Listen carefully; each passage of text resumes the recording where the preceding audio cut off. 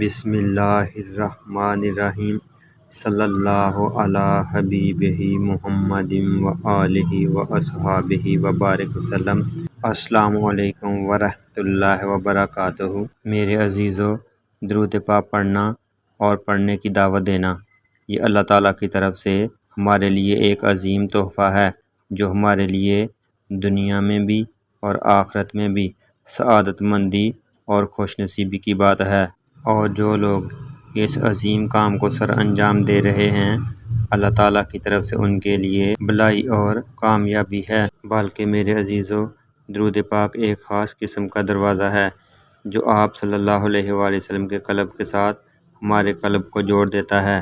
اگر ہم اس دروازے کو مستقل اور استقامت کے ساتھ پکڑے رکھیں تو پھر براہ راست نبی کریم صلی اللہ علیہ وآلہ وسلم سے فیض یابی نصیب ہوتی ہے۔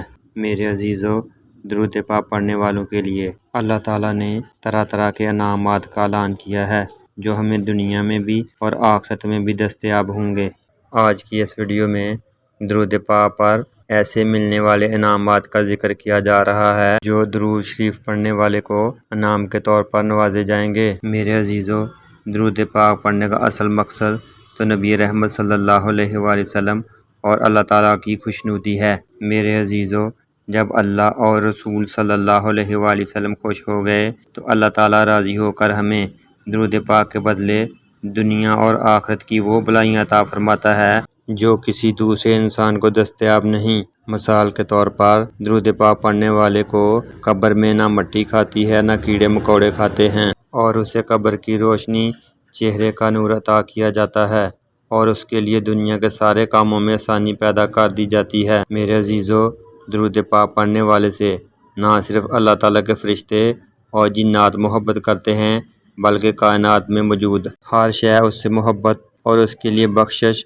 اور مغفرت کی دعائیں کرتی ہے۔ میرے عزیزو، درود پاک پڑھنے والے پر رزق کے تنگ دروازوں کو کھول دیا جاتا ہے اور اس کے لیے روزی کے اسباب پیدا کر دیے جاتے ہیں، اور سب سے بڑا فائدہ، دنیا میں رہتے ہوئے اس کی عزت میں اضافہ کر دیا جاتا ہے۔ دنیا میں رہتے ہوئے اس کی تمام طرح کی مشکلات اور مصائب کو دو فرشتے جو ہیں وہ روکے رکھتے ہیں اور اس کی بلاؤں اور مصیبتوں کو ٹال دیتے ہیں۔ میرے عزیزو، قیامت کا دن بڑا ہولناک دن ہوگا، جس دن کسی کی کوئی سفارش نہیں ہوگی۔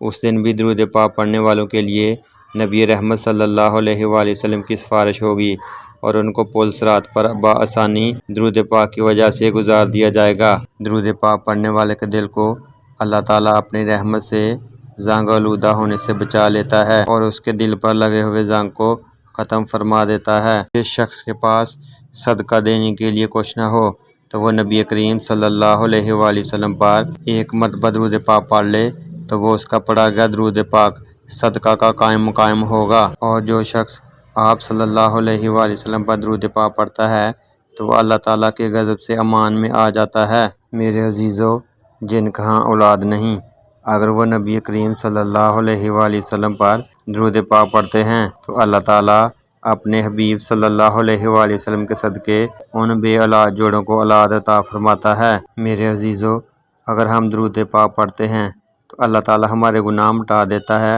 اور ہمارے اعمال کو صاف فرما دیتا ہے، بلکہ ہماری زبان میں ایسی چاشنی پیدا کر دیتا ہے کہ درود پاک پڑھنے والے کی بات کو ہر شخص پیار اور محبت اور توجہ سے سنتا ہے۔ میرے عزیزو، درود پاک کے بے شمار فضائل ہیں، مگر یہ تب ملیں گے اگر ہم نبی رحمت صلی اللہ علیہ وآلہ وسلم پر درود پاک پڑھتے ہیں۔ میرے نزدیک سب سے بڑا تحفہ، سب سے بڑا انعام اللہ تعالیٰ کا قرب اور آپ صلی اللہ علیہ وآلہ وسلم کا قرب ہے، جو ہمیں دنیا میں بھی اور آخرت میں بھی نصیب ہوگا۔